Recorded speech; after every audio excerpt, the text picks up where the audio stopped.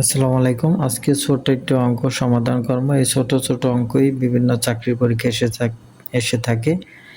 ১ থেকে ২৩ পর্যন্ত কর্মিক সংখ্যাগুলোর যোগফল কত? এটা জেলা প্রশাসকের কার্যালয়, কিশোরগঞ্জ নিয়োগ পরীক্ষা ২৪/৭/২০২৬ এই তারিখে এসেছিল।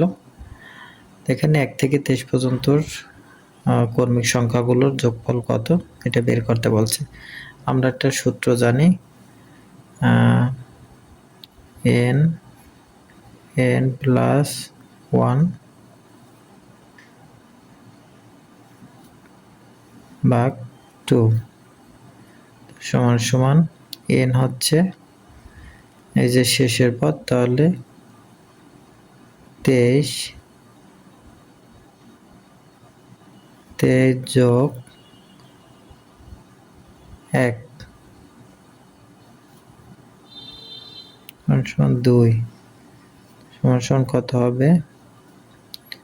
23 ইন্টু 24